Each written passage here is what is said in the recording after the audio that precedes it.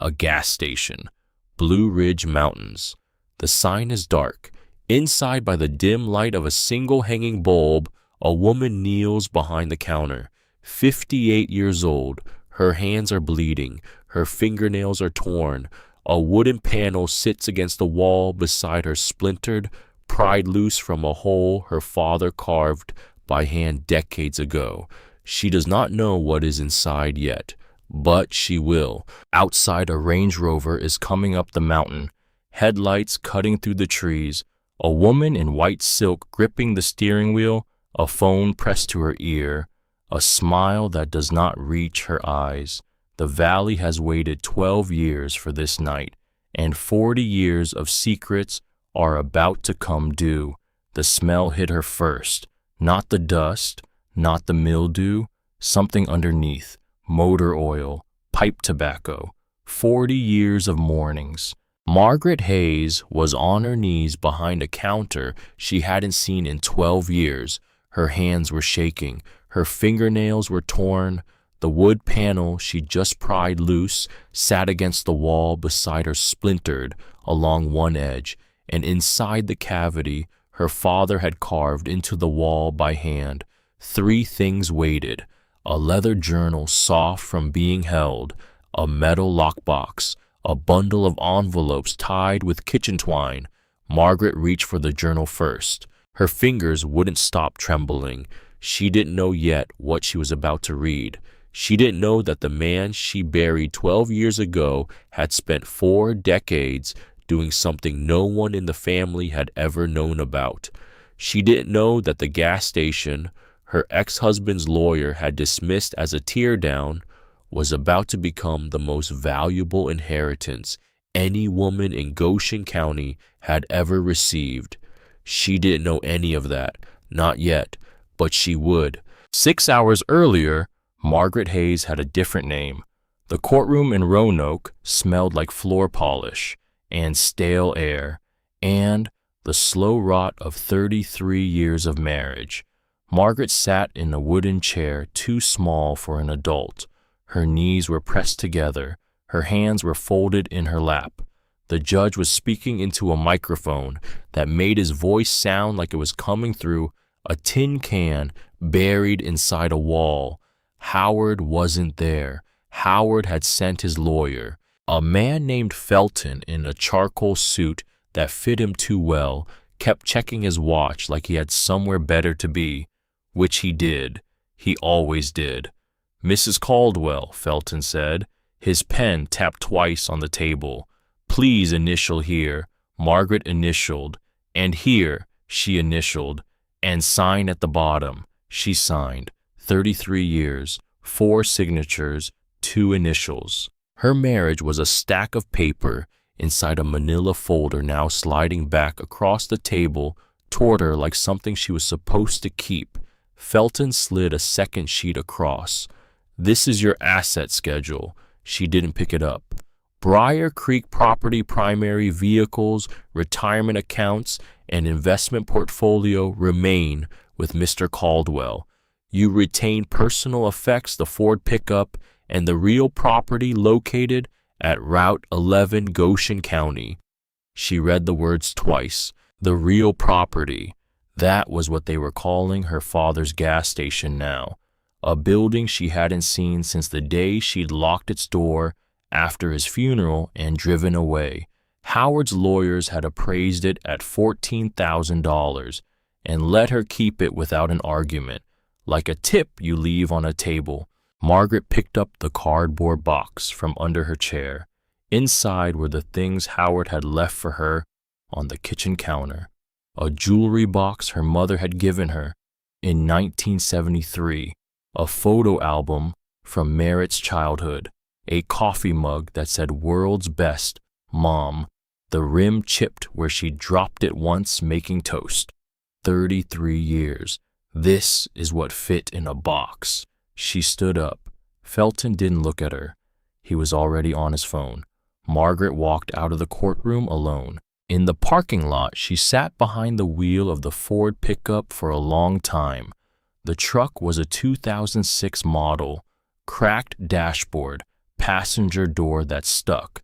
Howard had bought it for a landscaper who'd quit after 2 weeks, and it had sat in their driveway until Margaret started using it for errands. When the divorce was final, Howard had told Felton she could have it. Generous? That was the word Felton used. Generous.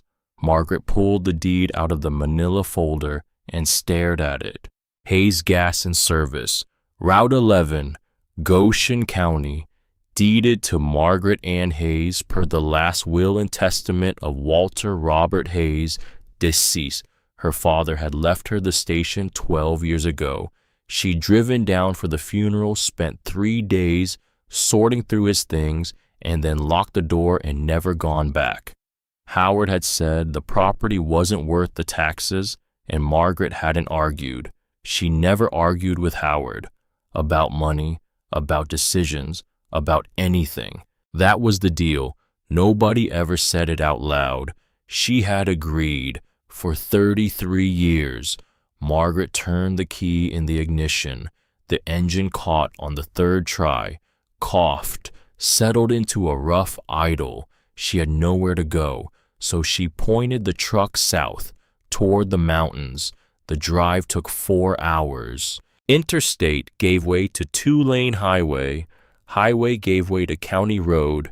County road gave way to Route 11, a ribbon of cracked asphalt that climbed into the Blue Ridge through tunnels of oak and hickory. The leaves were just starting to turn, edges of gold and copper bleeding through the green. Margaret cracked the window. Mountain air filled the cab, damp leaves, wood smoke, and underneath all of it, something older, rock, soil, time itself. She remembered this road from summers as a girl. Her mother would drop her off at the station in June and pick her up in August. 2 months with Walter learning to pump gas and make change and check oil levels. He taught her to read a tire tread, to listen to an engine and hear what was wrong inside it. She could change a fan belt by the time she was 12. Howard had thought that was charming. Once, when they were dating, he used to tell people at parties, "My fiancée knows her way around an engine, can you believe it?" Later, he stopped telling that story. Later, he found it embarrassing. A real estate developer's wife who knew her way around a carburetor. He never said she should stop. He just stopped asking about it. And eventually, she stopped doing it. That's how it works. You stop doing things the way you stop breathing certain kinds of air, quietly, without noticing, until one day you wake up and you can't remember the last time you smelled motor oil on your own hands. Route 11 climbed higher. She passed a few houses, a church with a gravel parking lot, a general store with a closed sign hanging crooked in the window.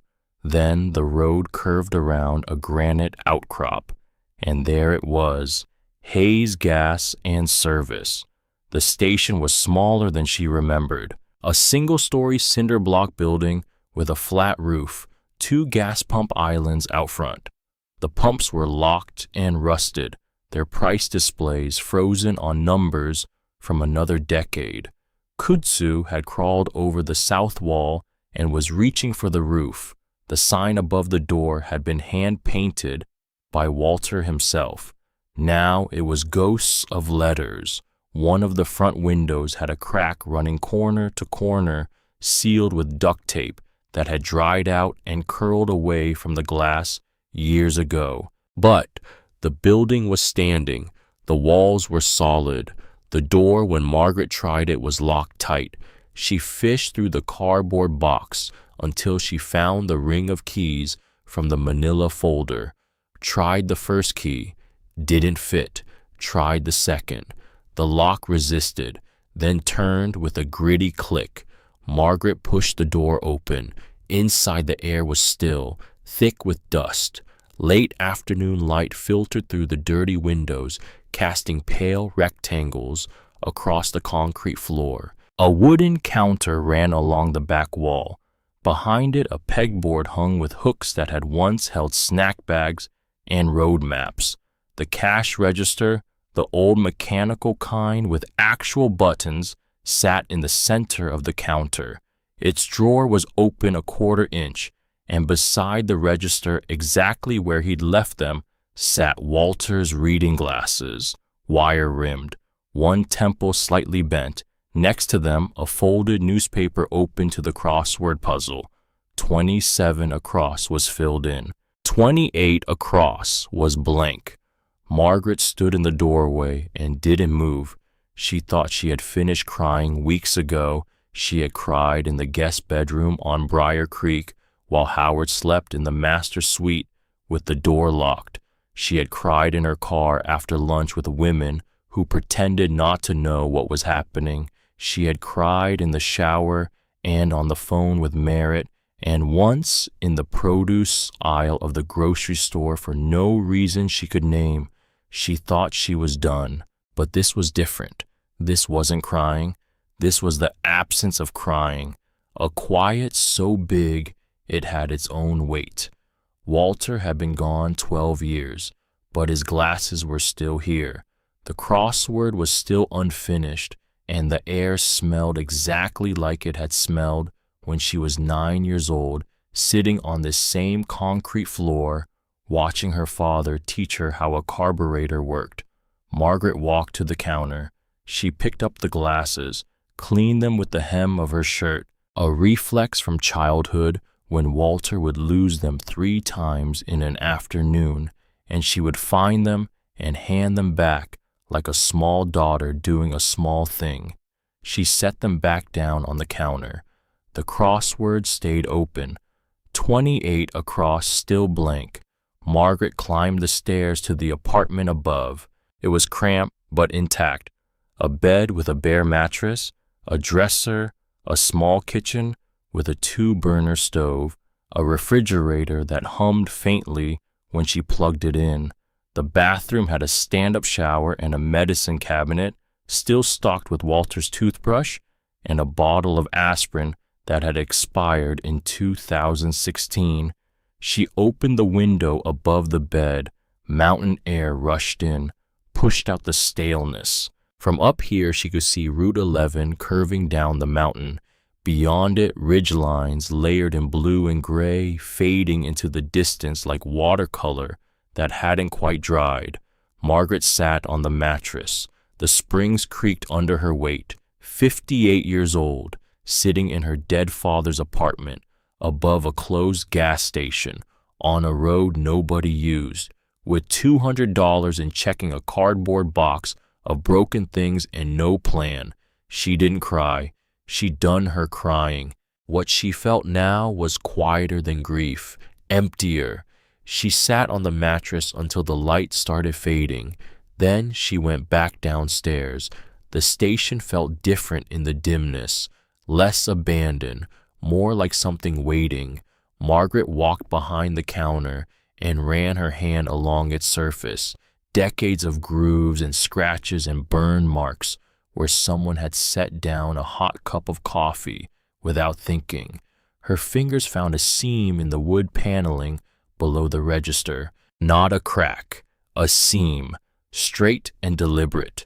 She knelt down. The panel was about 2 feet square, fitted flush against the wall, but not nailed. She worked her fingernails into the edge and pulled. It came away with a dry scrape, and inside the cavity, 3 things waited: a leather journal, a metal lockbox, a bundle of envelopes tied with kitchen twine. Margaret's hands were trembling now. She lifted the journal out first. The leather was worn smooth at the edges, darkened where fingers had gripped it thousands of times. She slid off the rubber band and opened to the first page. Walter's handwriting, small, neat, slanting slightly to the right. September 14th, 1981. Lent Tom Hendricks $200 for the electric bill. Wife is doing dialysis, and they can't afford to lose heat. Told him to pay when he can. He won't be able to. That's all right. Margaret turned the page. Fixed Carol Dunbar's transmission. Charged her $30 for parts. Nothing for labor. She's raising 3 kids alone since Ray left. The oldest boy helped me sweep the bay while she waited. Good kid, quiet, has his mother's eyes. Another page, another entry, and another.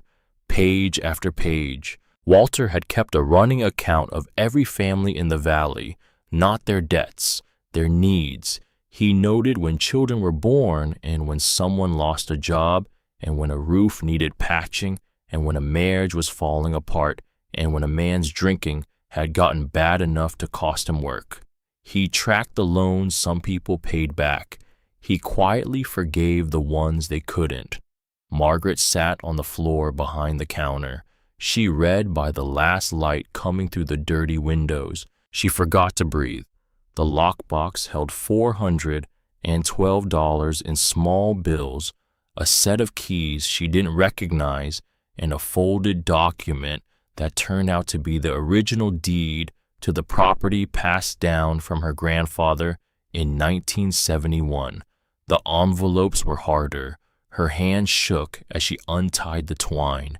8 envelopes, each addressed in different handwriting, all to Walter.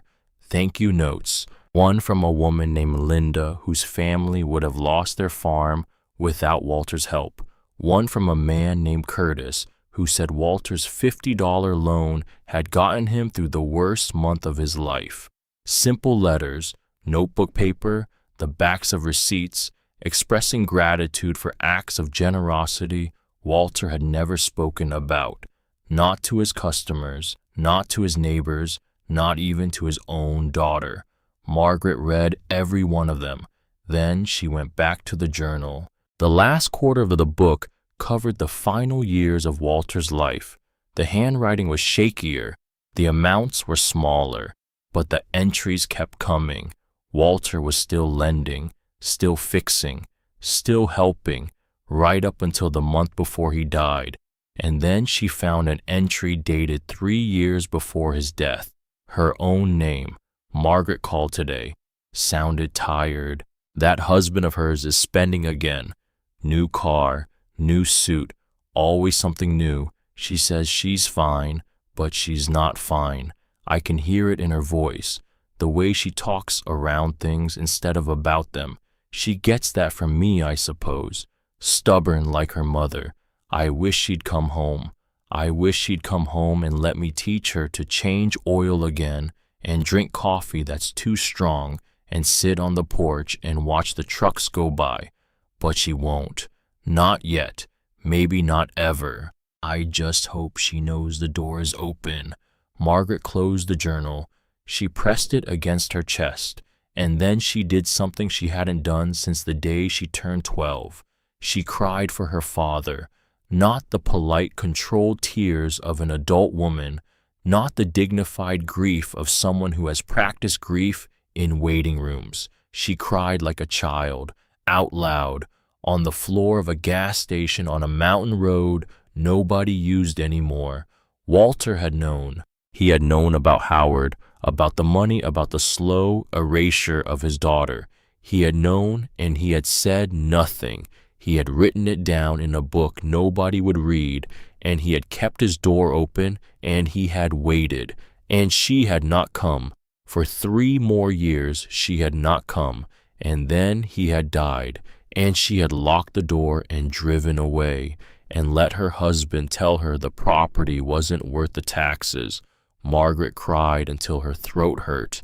Then she sat very still in the dark. Through the window she could see stars appearing above the ridgeline, more stars than she had seen in decades of suburban living.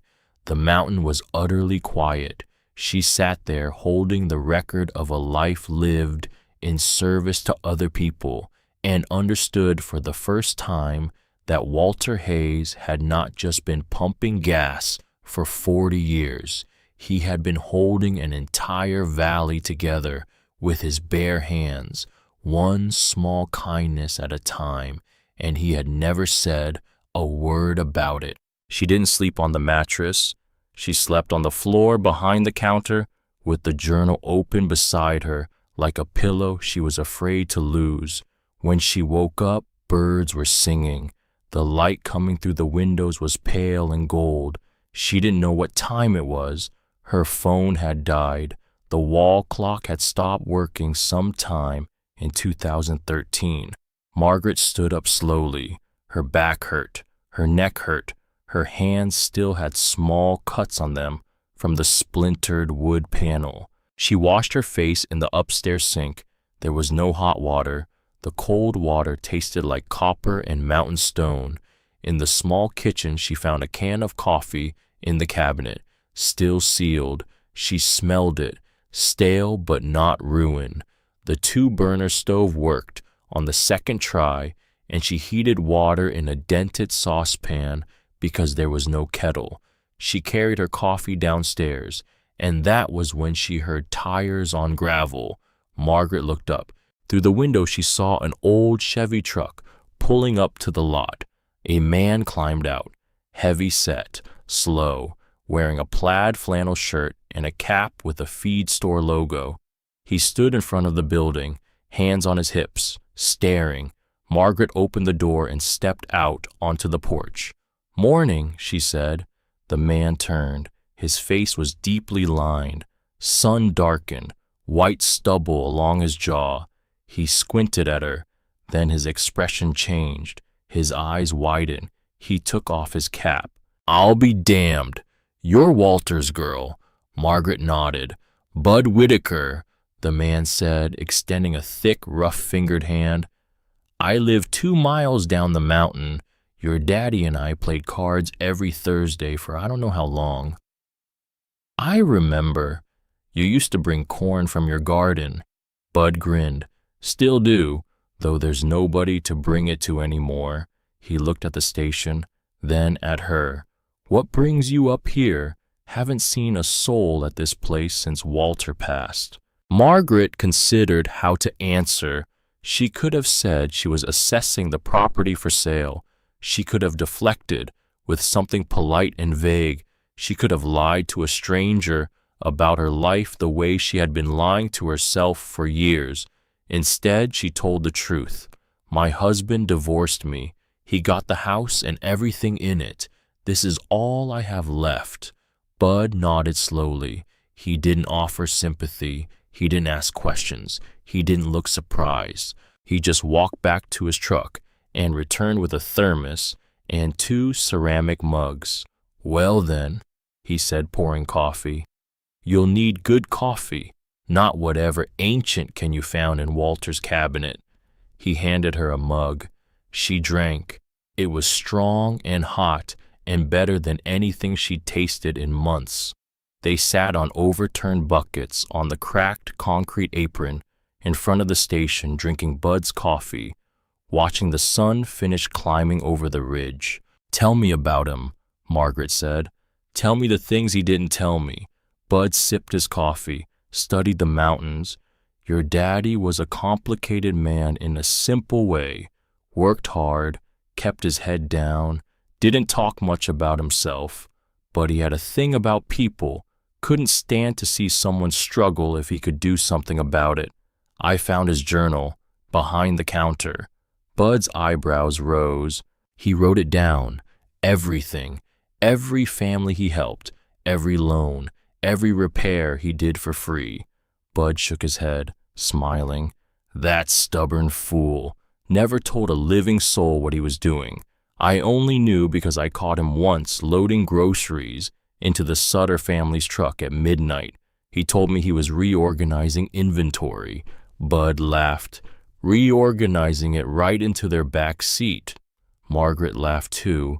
It surprised her. She couldn't remember the last time she'd laughed like that. Sudden, unguarded, real. "Your daddy never turned away a soul who needed help," Bud said. "Said it was cheaper than church and did more good." He paused, turned the mug in his hands. "Folks around here still talk about him.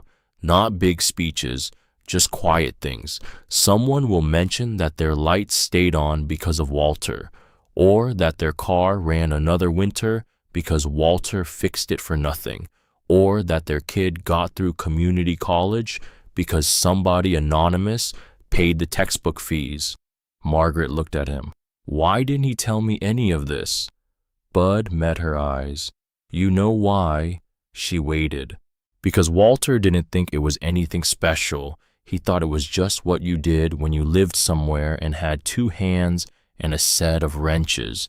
He didn't think it needed a name or a medal or a conversation. He just did it. They sat in silence for a while. A truck passed on Route 11, the first vehicle Margaret had seen since arriving. The driver lifted 2 fingers from the steering wheel in the mountain greeting she'd forgotten about. Walter Hayes died owing nothing to anyone, Bud said quietly, and being owed by everyone. That was the richest a man could be. Bud left mid-morning, promised to come back the next day with lumber for the porch railing, which he said was about to fall off the building from rot, and which Margaret had not asked him to fix, and which he was going to fix anyway, because that was how things worked up here. Margaret spent the rest of the morning cleaning. She swept the main room, washed the windows with newspaper and vinegar she found under the sink, scrubbed the counter until the wood grain showed through decades of grime. At noon, a woman she didn't recognize pulled up in a minivan and left a casserole on the front step with a handwritten note that said, "Welcome home, Walter's daughter." Margaret didn't know who she was or how she knew Margaret was here. Mountain news traveled without wires. By afternoon, 3 more people had stopped by.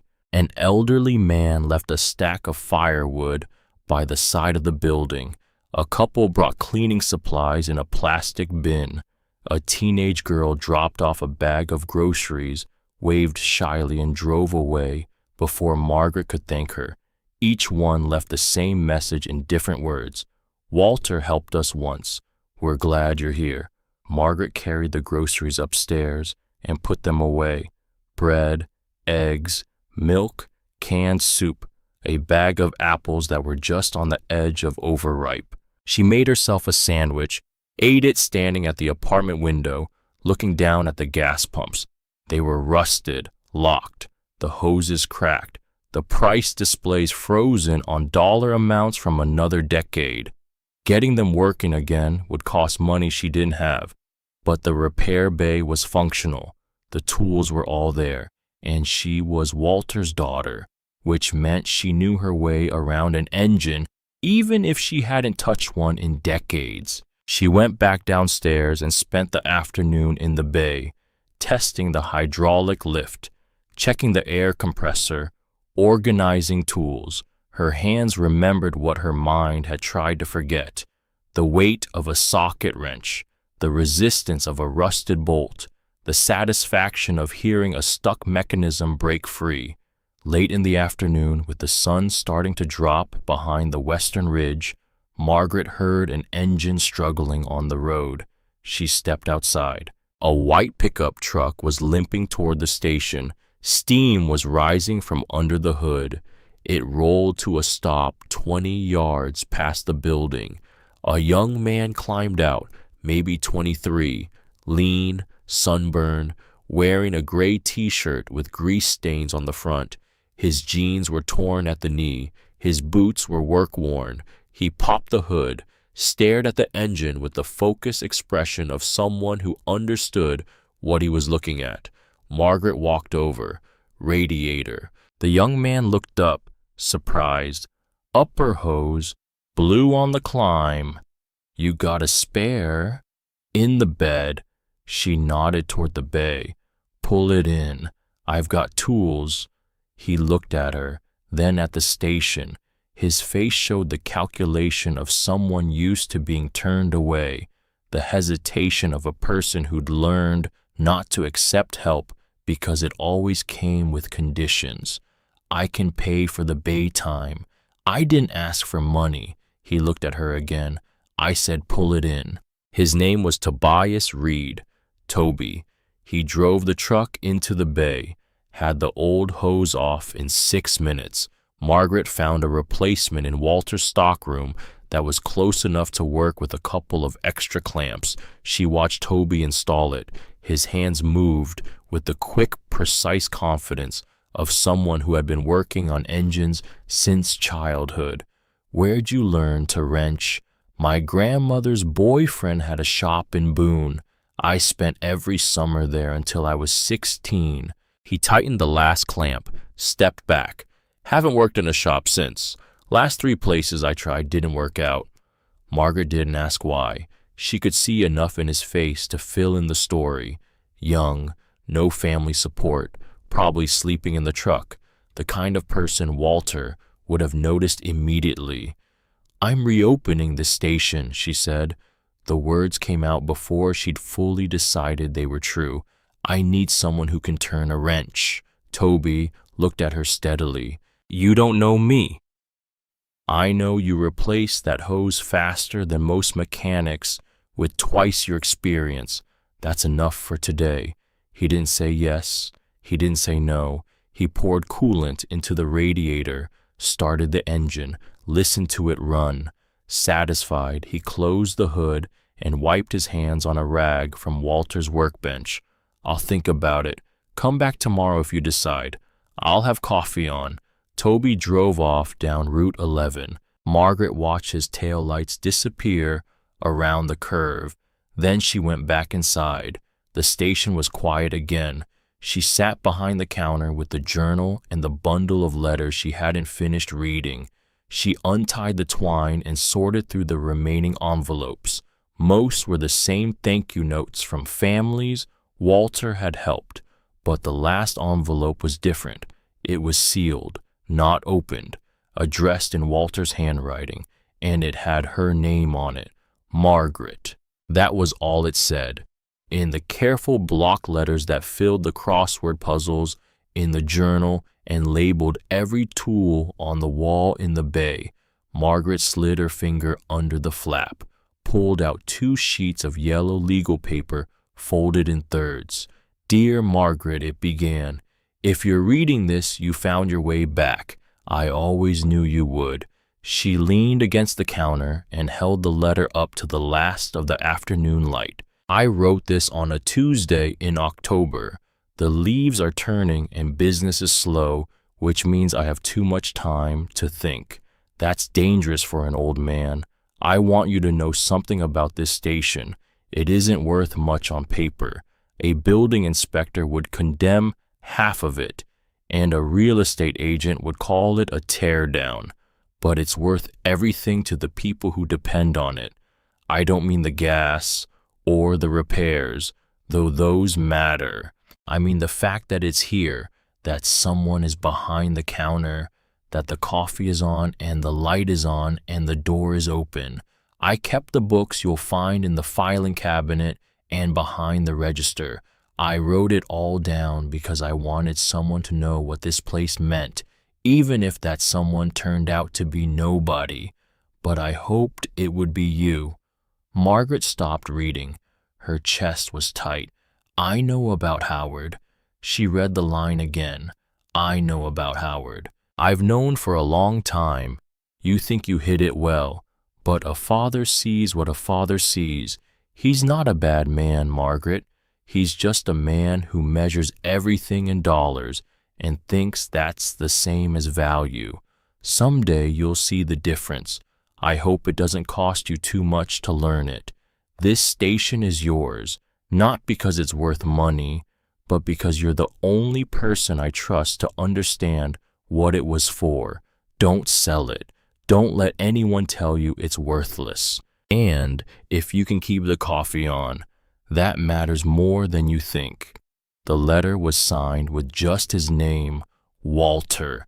Margaret folded the paper carefully, slid it back into the envelope, set it on the counter beside Walter's reading glasses, and the unfinished crossword, 3 objects from a man who had been gone for over a decade, and yet the station felt more full of him now than it had when she walked through the door.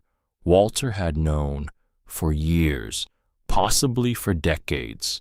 He had watched her marriage from a distance, and he had known what was happening, and he had said nothing because he had been waiting for her to come home. Margaret put her hand over her mouth.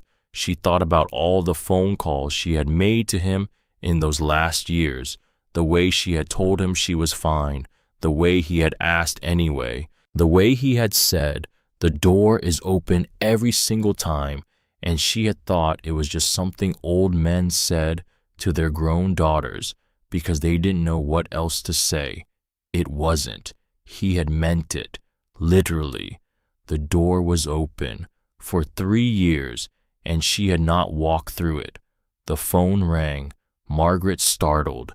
She had forgotten she still had a cell phone, much less that anyone might be calling it. The screen was lit up on the counter beside the lockbox. Howard Caldwell. She stared at it. 3 rings, 4. She picked up. Margaret, Howard's voice, but not the voice she knew, not the voice from the courtroom that wasn't there, not the voice that had said, "You'll be fine, you always are."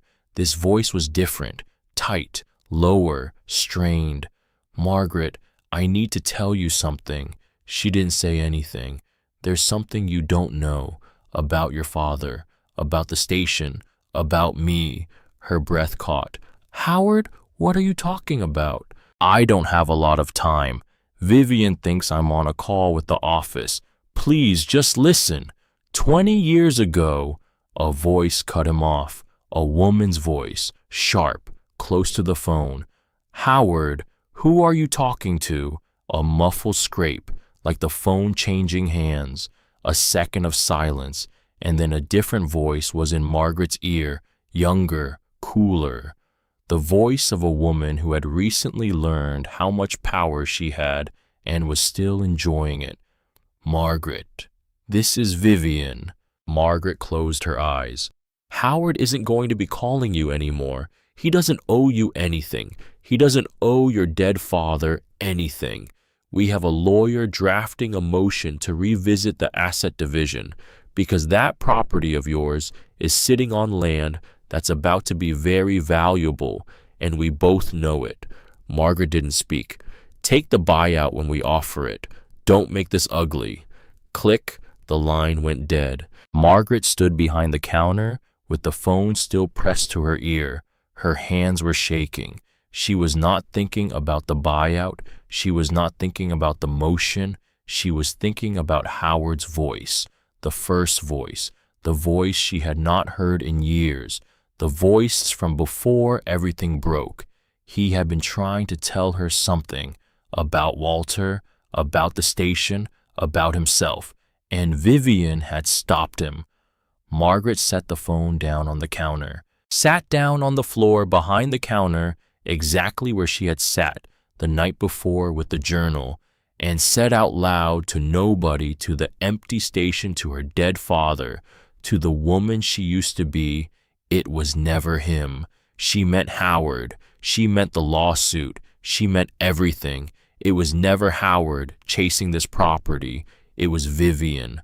Howard had been carried along by something newer than himself, something with sharper edges, and somewhere in the middle of being carried, he had picked up the phone and tried to warn her.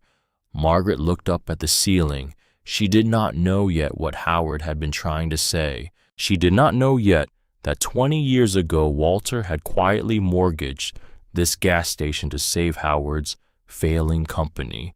She did not know yet that the man who had once been her husband had spent 2 decades carrying a debt he could never repay to a father-in-law who had died before he could thank him. She did not know yet that Vivian had calculated all of this, had counted on Howard's guilt, running out the moment his protector was no longer alive to see him fail. She did not know any of that, not yet, but she would. Right now, she only knew this. The station was hers. The valley was hers.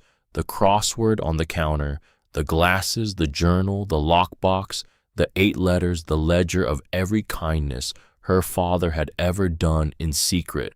All of it, hers, and she was not going to sell it, not for $14,000, not for $14 million. Margaret stood up. She walked to the front door. She turned the latch and pushed it open. The mountain air came in, cold and clean. Above the ridgeline, the first stars were appearing. more stars than she had seen in decades, the kind of stars you only get when the nearest street light is 10 miles away and the nearest neighbor is 2. She looked up and said one more thing out loud because there was no one to hear her and because some things have to be said out loud before they become real. "I'm home, Daddy." The sign above the door was still dark, but not for long. 3 weeks later, the sign was lit. Not bright, not new, but lit. Walter's hand-painted letters glowed weak and yellow against the dusk, and Margaret Hayes stood in the doorway with a fresh pot of coffee in her hand and watched it like a woman watching her child take a first breath. The porch railing was new. Bud had built it from pine because Walter would have used cedar, and Walter wasn't here to do it anymore. The cracked front window had been replaced. The kudzu was gone from the south wall, pulled out by hand over 4 afternoons.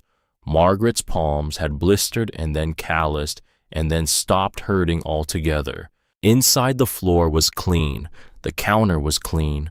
The shelves behind the register held road maps and snack bags and small bottles of motor oil.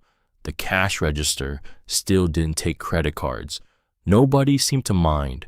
In the bay, Toby Reed was finishing up an alternator job on a Chevy half-ton that belonged to a woman named Patty, who'd driven 30 miles to bring it here. The hydraulic lift hissed. The compressor hummed. The air smelled like grease and pine and coffee. The pumps worked. Margaret had signed a contract with a fuel distributor named Grady, a man who'd once been a young trucker. Walter helped during a slow year. Grady had sent a crew. The crew had inspected the tanks and flushed the lines and installed 2 new pump heads.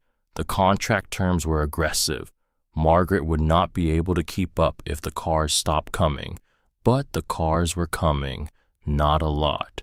Enough. People who lived in the valley and remembered the station when it was Walter's. They came for gas and stayed for the porch. They drank Margaret's coffee. They asked her about her father. They told her stories she had never heard, stories that made her sit down, stories that made her press her hand to her chest and not be able to speak. A man named Earl Suggs drove 45 minutes each way to get his oil changed by Toby because Earl said Walter had once fixed his daughter's car for free when she was 8 months pregnant and broke down in a snowstorm. Earl was 68 years old. His daughter was now 41. The favor had aged into a debt that had aged into a habit that had aged into a kind of love. These were the customers. This was the rhythm. Margaret woke at 5:30, made coffee, opened the front door at 6, sat on the porch and watched the first light come over the eastern ridge. Toby came down the stairs from the spare room at 6:15. They drank coffee together. They did not say much. They did not need to. At 7, the first car pulled in. By 10, the porch had 2 regulars on it. Sitting in lawn chairs, they kept folded against the side wall of the station between visits. By noon, Bud showed up. By 2, somebody had brought a casserole. By 6, the sun was dropping behind the western ridge and Margaret was lighting the sign. This is how a life rebuilds, not in a single moment, not in a dramatic decision, in the slow accumulation of small mornings, in the way a stranger learns your name, in the way you start humming again without noticing you stopped. Margaret was humming when it happened. She was in the stock room stacking quart bottles of motor oil onto the bottom shelf. She heard Toby's footsteps stop. She heard a metal drawer slide. She heard nothing for a long time. Then she heard him sit down, not on a stool, not on a milk crate, on the floor. Margaret set the oil down, wiped her hands on a rag, walked into the bay. Toby was on the concrete, his back against the green metal filing cabinet, a folder open in his lap. He was staring at a single sheet of paper. His face was wet. He hadn't made a sound. "Toby!" He didn't look up. "Toby, what is it?" He held out the folder. She took it from him, sat down on the milk crate, read the label on the tab. Read. Inside one page, Walter's careful block letters. Clara Reed. Heart valve replacement. $3,200. August 1994. Sent through the doctor's office as anonymous donation. Do not let her know where it came from. Margaret felt the air leave her lungs. She looked at Toby. "That's my grandmother," he said. His voice was barely there. "That was my grandmother." "Toby, she had heart surgery when I was a baby. I don't remember it. My mom told me. She always said somebody paid for it. Anonymous. We never knew who. My grandmother looked. For years, she'd go to church. She'd go to the doctor's office. She'd ask. She'd say, 'Please, I just want to thank the person.' They wouldn't tell her. They'd promised." He pulled in a breath. "She died not knowing." Margaret put her hand on his shoulder. He flinched, then leaned into it. "She told me that story every time I visited. Every time. She said whoever paid for that surgery was the reason our whole family existed. She said when she went to heaven, she was going to find out who it was, and she was going to thank them properly, because she couldn't do it down here." "Toby, she lived in Boone. She never came up here. She didn't know Walter. Walter didn't know her. Walter didn't know me. Walter never met any of us." Margaret looked at the page in her hands. The dollar amount, $3,200. Walter's annual income from the station in 1994 had been somewhere around $26,000. She knew this because she had filed his taxes for him when she was younger. $3,200 had been more than a month of his earnings. He had sent it anonymously, through a doctor's office, to a woman he had never met, so that a baby boy he would never know would have a grandmother. "Toby," Margaret said, "look at me." He looked up. His eyes were red. "The reason you're alive, the reason your family exists, is because a man running a gas station on a road nobody uses decided to pay for a stranger's surgery. Do you understand what that means?" He nodded slowly. "It means I'm supposed to be here," he said. "It means you are here," Margaret said. He sat on the floor for a long time. She sat on the milk crate. The compressor cycled on, cycled off. Outside, a car door slammed. Somebody called Margaret's name from the front of the station. She didn't move. Eventually, Toby stood up, wiped his face on his sleeve, put the folder back in the cabinet, slid the drawer shut, locked it, and went back to work. He stayed late that night, cleaned every single one of Walter's tools, put each one back on the pegboard in its outlined shape. He did not say another word about Clara, but he held that ratchet differently when he picked it up, like it was someone's hand. Margaret saw it. She did not say anything. Some things you don't say. The Range Rover pulled in on a Tuesday. White, spotless. The kind of car that did not belong on Route 11 and knew it. Margaret was at the counter ringing up a 6-pack of motor oil for a man named Otis. She heard the engine before she saw the car. She knew that engine. She'd heard it in her own driveway for 9 years. Howard's Range Rover. Except it wasn't Howard who got out. Margaret froze. Otis paid in cash, said, "Thank you, ma'am," walked out the door, tipped his cap at the woman approaching the porch. The woman did not tip back. She walked up the steps in heels that should have been impossible on gravel. White silk blouse, camel-colored slacks that had never seen a wrinkle, sunglasses she did not take off until she was inside the station, auburn hair pulled back so tight It pulled the corners of her eyes. Vivian Caldwell, 35 years old. Worth Margaret had to admit every dollar she had been paid to break up a marriage. Margaret, Vivian, you and I should talk. Should we? Yes. Vivian set a leather portfolio on the counter, sat down on the stool, crossed her legs, looked around the station like a woman pricing a hotel room she was not going to stay in. You've done a lot of work here, she said. It's almost cute. Margaret said nothing. I'm going to be direct, Margaret. Howard and I would like to make you an offer. Howard isn't here. Howard is at the office. Is he? Vivian smiled. The smile had no eyes in it. He is. She opened the portfolio, slid a single sheet of paper across the counter. Margaret didn't look at it. $180,000, Vivian said, for the property, as is, cash. We can close in 2 weeks, 12 times the appraisal your own divorce settlement listed. You walk away with more money than you've ever had in your name. Margaret didn't look at the paper. She looked at Vivian. Why? Vivian's smile did not move. Because I'm being generous. No. Excuse me. You're not being generous. You're being scared. Vivian's smile flickered for the first time, just for a second. Then it came back.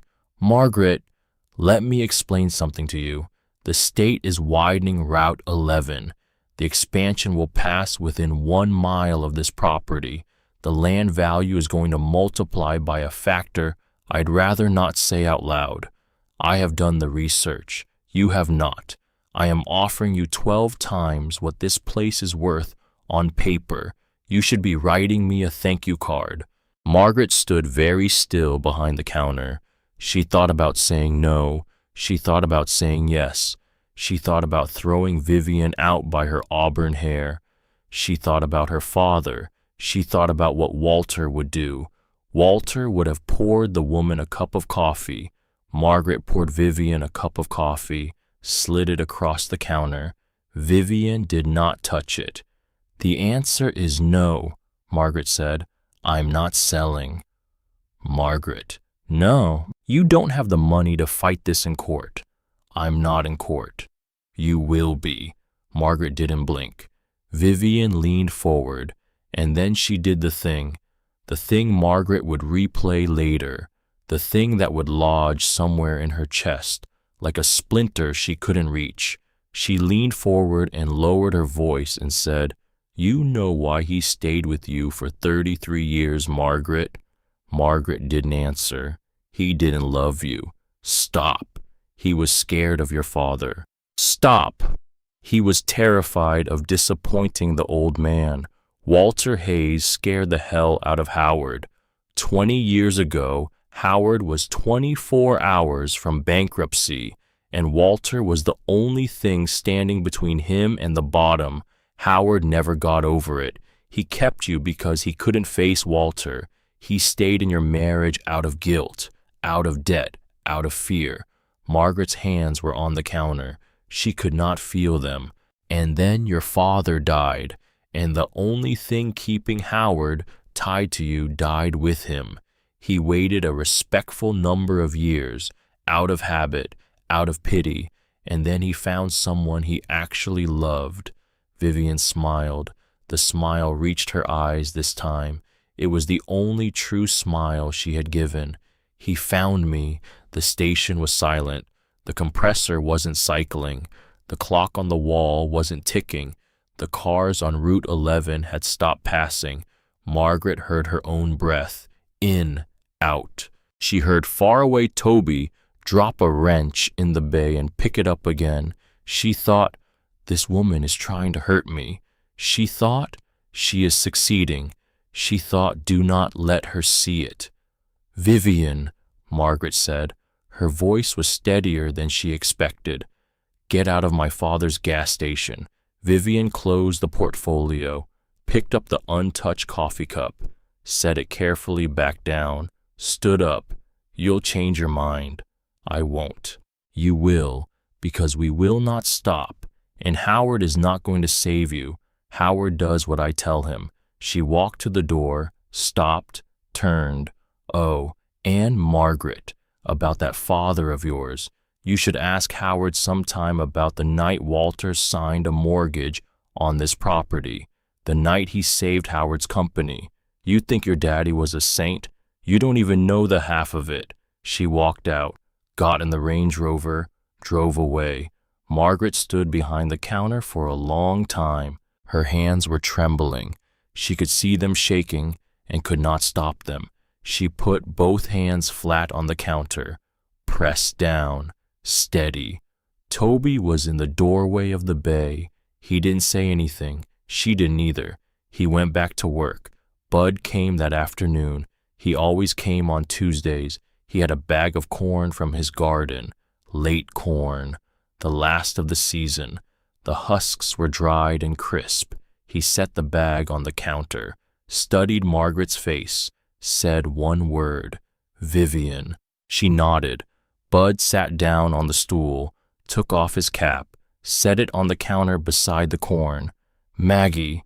It was the first time he had called her Maggie. Not Margaret, not Walter's girl. Maggie. There's something I gotta tell you, and I should have told you weeks ago, and I didn't because I'm an old man who's bad at hard conversations, but I gotta tell you now. She waited. You remember the year Howard's company almost went under, 2004. He didn't tell me much. He didn't tell you anything. No. Well, here's what happened. Howard was in over his head, bought a piece of land in Roanoke County for a development that didn't sell. He'd taken out 2 loans against the equity in your house to buy that land. The bank was about to call both loans. If they did, Howard loses the land, loses the house, loses the company, loses everything. Margaret stared at him. I didn't know, she said. Course you didn't. He'd never have let you know, but he was desperate, and he made a phone call he hated making. To Walter, Bud nodded. Howard drove up here on a Sunday afternoon. He sat right where you're standing. Your daddy poured him a cup of coffee. They talked for 2 hours. Howard cried. Howard! Howard! I saw him leaving. His face was something. He was not a man who cried in front of people. What did Walter do? Bud looked at her steadily. Your daddy drove to the county clerk's office the next morning. He took out a mortgage on the station, $85,000. He wired it into Howard's company account that afternoon. It was enough to keep the bank from calling the loans, enough to give Howard breathing room, enough to save the house, save you. Margaret could not speak. Walter paid that mortgage off over the next 7 years, out of station earnings. He was 68 years old. He worked 12-hour days to make that payment. He never said one word to you about it. He never said one word to anyone about it. Howard paid him back. Eventually, took 5 years, but Walter wouldn't take interest. Said the price of admission was that Howard had to treat his daughter right. He did this. He did this. For Howard. For you. He did it for you. He didn't care a damn about Howard. He did it so you wouldn't lose your house and your life and your daughter's stability and everything you'd work for. He did it because that's what he did. He did it because that's who he was. Margaret's hand was over her mouth. She walked behind the counter and sank down to the floor, the same place she had been the night the journal opened her up, the same place Vivian's voice had left her 3 hours ago. The floor was becoming a place she sat. Bud watched her from the stool. There's more, he said quietly. What more? Howard knows. Howard has always known. That's the part you have to understand. For 20 years he has known what Walter did, and every time he looked at you, he saw the man who saved him, and every time he looked at your father, he saw the man he could never be. Margaret closed her eyes. Walter scared him, Bud said. Not the way Vivian put it. Not because Howard was afraid of a man, because Howard was afraid of a standard. Walter was the standard, and Howard knew he wasn't living up to it. Not at home, not with you, not in any of the ways that count. Why didn't he tell me? Because he was ashamed. Why didn't Walter tell me? Because he didn't want you to feel like a debt. Margaret cried then. Not the way she'd cried the night with the journal. Not loud, not childlike, quietly, for her father, for her husband. For 33 years she had not understood. Bud didn't move. He let her cry. When she stopped, he said, Walter loved you, Maggie. I know. In a way you didn't know about. He loved you in ways you're still finding out about. I'm finding out. Howard loved you too, in the only way he could, which is a smaller way, but it was real. I don't know what to do with that. You don't have to do anything with it today. She wiped her face. He poured her a cup of coffee from the pot, slid it across the counter to where she was sitting on the floor. She drank it on the floor. The phone rang. Not the station phone. Margaret had not installed a landline. Her cell phone. Merritt, her daughter. Margaret had not spoken to Merritt in 8 days. She wiped her eyes again, stood up, walked outside onto the porch where the reception was better, sat down in the lawn chair Earl Suggs had left. She answered, Mom. Hi, sweetheart. Mom, I need you to listen to me. I'm listening. Dad and Vivian came to my house last night. Margaret closed her eyes. Mom, they showed me pictures of the station. Mom, you're living in a place that should be condemned. You hired a stranger. You're working a gas pump. You're 58 years old. Merritt, Vivian says she came to see you and offered you a buyout, a real one, more money than I will ever make in 5 years, and you turned it down. Yes. Why? Merritt, I cannot have this conversation right now. You have to have it now. Mom, Dad is going to court. He has to, because you're being unreasonable. Vivian says it's not personal. She says she's trying to help you. She says, Merritt. What? Vivian is not trying to help me. Mom, she's... Merritt, stop. Just for a second. Stop. There was silence. Margaret pressed her fingers against the bridge of her nose. Sweetheart, your father did not come to your house last night because he was worried about me. He came because Vivian needed you on her side, because if she has you, she has him, because Howard cannot stand up to Vivian without you. That's not fair. It might be true. Mom, you've never liked her. I've met her twice. You've never given her a chance. She came here yesterday. I know. You know. She told me. What did she tell you? She said you were emotional. She said you were rude. She said she tried to be reasonable and you wouldn't even look at her offer. Merritt, Mom, she told me your father stayed with me for 33 years out of guilt. There was a pause, a long pause. She didn't say that? She said that. Mom, she said your father didn't love me, that he was scared of your grandfather, that his whole marriage to me was a debt he was repaying. Silence. Mom, I am telling you what she said. She wouldn't say that. Merritt? Mom, you don't have a good track record with this. You've been hurt. You see her as the bad guy. You're not thinking clearly. Margaret looked out at the mountain. The sun was a low gold line above the western ridge. She thought about how much she loved her daughter. She thought about how much of her daughter she had handed to her husband day by day, year by year, by always letting him have the answers. She thought about how it was going to feel to lose this conversation. She thought about how she was going to lose it anyway. Merritt? What? When you're ready to come up here, the coffee will be on. Mom, I love you. Margaret hung up. She sat in the lawn chair with the phone in her lap. Bud was inside. Toby was inside. The mountain was very still. She did not cry. She had cried enough today. She put the phone in her pocket, stood up, walked back inside. Bud looked at her. She did not have to explain. He handed her another cup of coffee. The car was a blue Honda Civic. It pulled in 3 days later, Wednesday afternoon, around 4. The light was getting low. Margaret was on the porch with Bud and Earl Suggs and a regular named Janelle who liked to do crossword puzzles at the station because she said the cell signal at her house was too good and she got too many calls. The Civic was clean but old. The plate said North Carolina. The driver sat in the car for a long time before getting out. Margaret noticed. People who sat in their cars for a long time before getting out usually had something to say that was hard to say. The driver was a young woman, 28 maybe, dark hair pulled back, black scrubs under a tan jacket.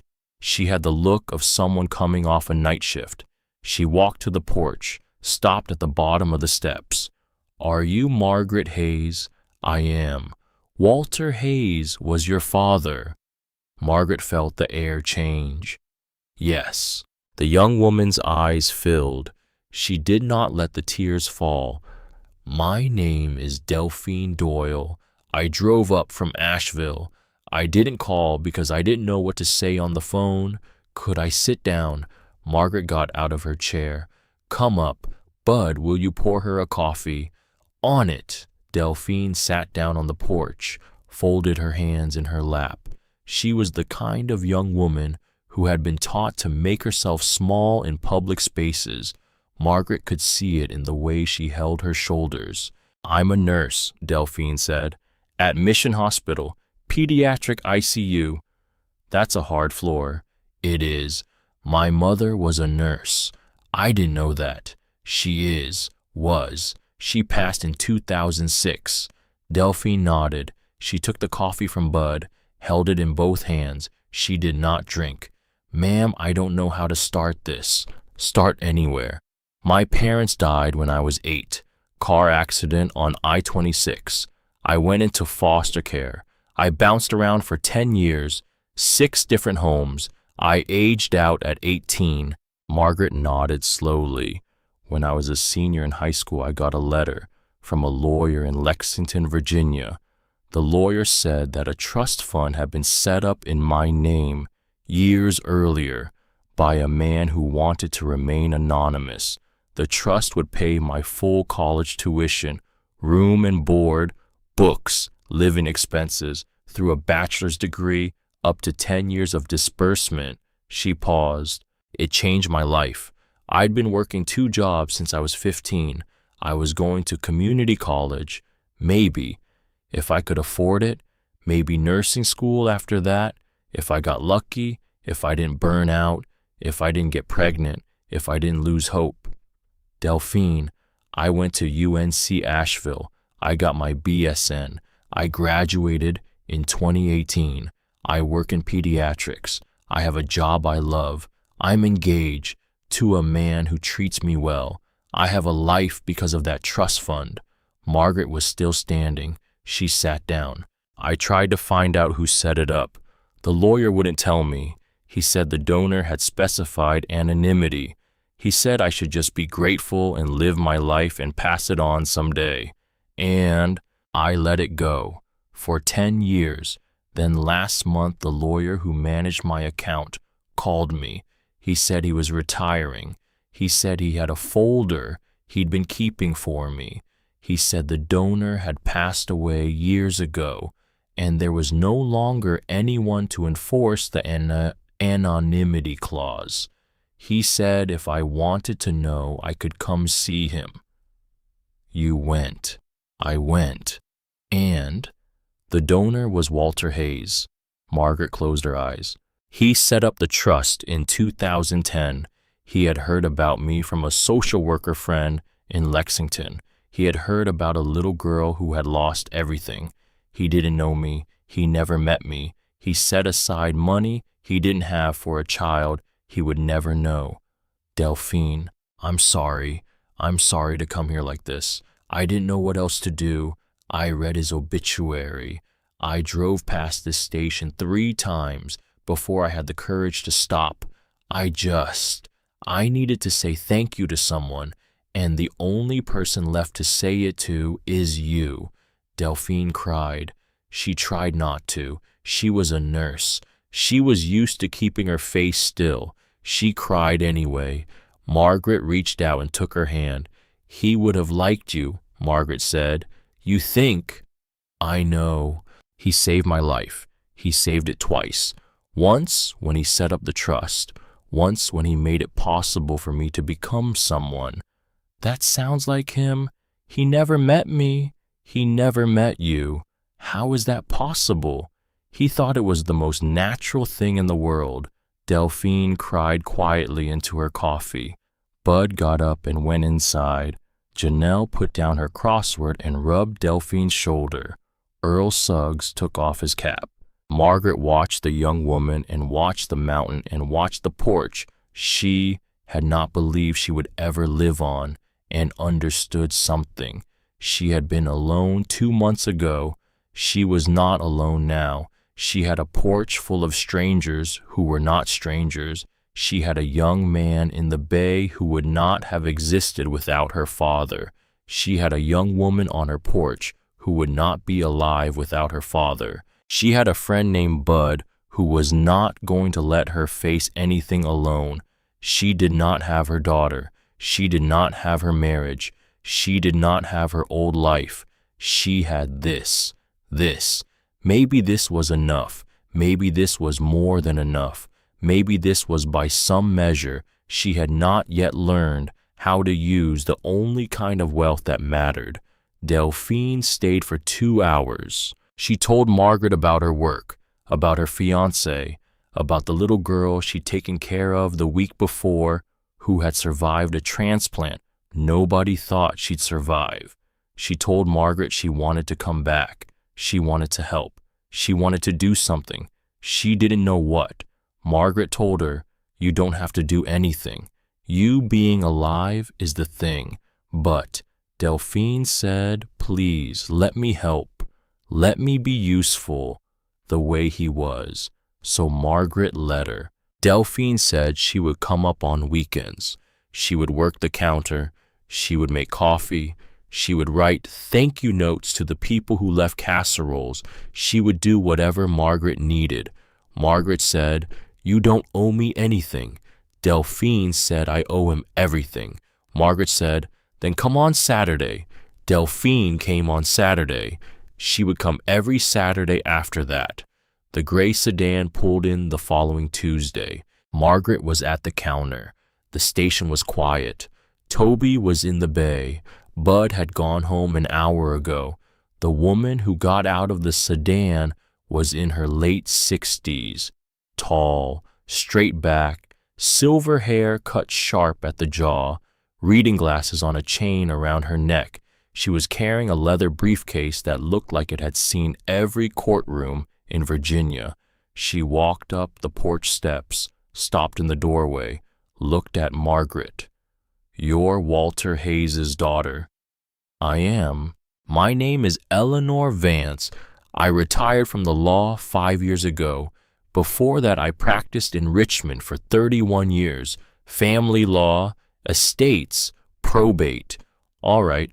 I heard from a man named Bud Whitaker last week. He said you were going to be sued by your ex-husband. He said you didn't have a lawyer. He said you couldn't afford one. Margaret didn't say anything. Eleanor walked to the counter, set down the briefcase, looked Margaret in the eye. In 1991, my daughter Anna was 7 years old. She had a hole in her heart. She needed surgery. The insurance wouldn't cover it. My husband had just left me. I was working as a paralegal because I hadn't finished my law degree yet. I lived an hour from here. I came up Route 11 one Saturday for reasons I no longer remember. My car broke down outside the station. Margaret was very still. Your father fixed the car. We got to talking. I told him my situation. I should not have. I was a private woman. I did not unburden myself to strangers. But there was something about him. He listened. Yes. 3 weeks later, an envelope arrived at my apartment. No return address. Inside a cashier's check for $3,200, the exact amount of Anna's surgery. There was a note. The note said only this: your daughter deserves a chance. Use it well. Eleanor's eyes did not waver. They did not water. She had told this story before, to herself, many times, across many years. I knew it was him. I drove up here a month after Anna's surgery. I tried to thank him. He refused to admit it was him. He said he had no idea what I was talking about. He gave me a cup of coffee and told me to drive safe, and never spoke of it again. Eleanor, I went on to finish law school. I built a practice. I raised my daughter. She is alive. She has children of her own. She is alive because of a man who would not admit he had saved her. Eleanor opened her briefcase, took out a single legal pad, set it on the counter. Bud told me you have a hearing coming up. He told me your ex-husband is filing a motion to revisit the asset division. He told me the woman behind it is named Vivian. He told me you don't have a lawyer. I don't. You do now. Eleanor, I can't afford. You will not pay me. I will not accept payment. This bill was settled in 1991. I have been waiting 33 years to pay it back. Your father would not let me thank him while he was alive, so I'm going to thank him by making sure his daughter does not lose his gas station to a woman in heels. Margaret felt her throat close. She did not speak. She nodded. Eleanor picked up her pen. Now, tell me everything, from the beginning, the divorce, the settlement, the property history, every word that woman said to you, every word your ex-husband said, every detail you can remember. I want all of it. I want it in order. I want it slow. Where do I start? Start with the courtroom in Roanoke, the day you walked out with a cardboard box. So Margaret started, and Eleanor wrote. And outside the station, the sun dropped behind the western ridge, and the sign came on weak and yellow against the dusk, and Toby came in from the bay and started a fresh pot of coffee, and the regulars on the porch folded their chairs and went home, and Bud's truck rolled in late carrying a load of firewood, and Delphine called from Asheville to say she had bought a sleeping bag for the spare apartment because she wanted to be ready for Saturday. Margaret talked for 2 hours. Eleanor wrote 3 legal pads worth of notes. When they were done, Eleanor closed her briefcase. She looked at Margaret. This will not be easy. I know. That woman has money. She has lawyers. She has time. I know.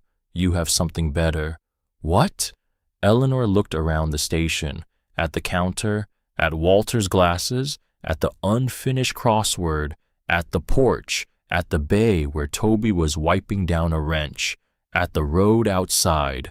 You have a father who spent 40 years building an army you didn't know existed, and every soldier in it is showing up on time. Margaret looked at her. Eleanor smiled for the first time, a small, real smile. They have a battlefield, she said. We have a community. Margaret walked her to the car. The mountain was quiet. The first stars were out. Eleanor opened the driver's side door, paused. Margaret, yes. He talked about you. Walter, in 1991, the day my car broke down, he talked about you for a long time. He said his daughter was the smartest person he'd ever known. He said she was going to do something with her life. He said she just hadn't decided what yet. That was a long time ago. It was. I'm 58. Yes, it's late. Margaret, yes, It's not late, it's exactly on time. Eleanor got in her car, drove away. Margaret stood in this parking lot until the taillights disappeared around the curve. Then she walked back to the station. She did not go inside. She sat on the porch, picked up the crossword puzzle she had been carrying around in her pocket for days, the unfinished one, 28 across, still blank, 4 letters. The first letter was H.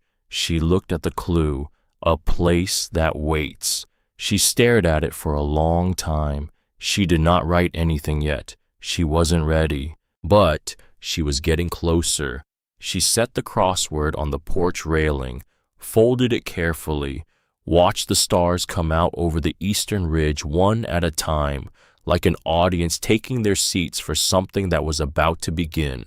Inside the station, Toby turned off the bay lights. The sign above the door glowed yellow. The coffee was on. The door was open. And somewhere down the mountain, Vivian Caldwell was on the phone with a lawyer named Felton, telling him to file the motion first thing in the morning, to make it ugly, to make Margaret Hayes choose between her father's legacy and her own bank account. Vivian did not know about Eleanor Vance. Vivian did not know about Delphine Doyle. Vivian did not know about Toby Reed. Vivian did not know about Bud Whitaker, or the casseroles, or the firewood, or the 40 years of small kindnesses that were about to come due all at once. Vivian knew about money, about contracts, about the leverage of a woman with a husband on a leash. She did not know about communities. She was about to find out. Margaret picked up the crossword again, held it up to the porch light. 28 across. She still didn't write the answer, but she folded it carefully and put it back in her pocket and smiled just a little to no one, the way her father used to smile when he knew something somebody else didn't. The night before court, Margaret could not sleep.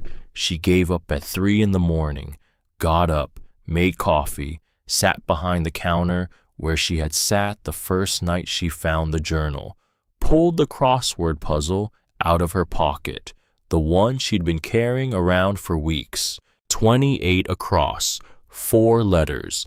The first letter was H, the clue, a place that waits. She picked up her father's pen, the same pen Walter had used to fill in 27 across. She held it over the blank squares. Her hand did not shake. H-O-M-E. She wrote the letters slowly, one at a time, the way Walter had written every entry in every journal he had ever kept. She set the pen down, set the puzzle down beside his reading glasses, looked at it for a long time. Then she went upstairs and slept for 2 hours. When she came back down at sunrise, Eleanor Vance was already in the parking lot in her gray sedan, working through a thermos of coffee in a navy suit pressed sharp enough to cut paper. Bud's truck was parked beside hers. Toby was on the porch. Delphine had driven up from Asheville at midnight and was inside making breakfast. They had all come, without being asked. Margaret stood in the doorway of her father's gas station at 6:30 in the morning. The mountain was still purple. The sign above the door was still on from the night before. She did not know what was going to happen in the courthouse in 3 hours. She knew this. She was not walking in alone. The drive to the courthouse took 1 hour and 10 minutes. Eleanor drove. Margaret sat in the passenger seat with her father's deed in a folder on her lap.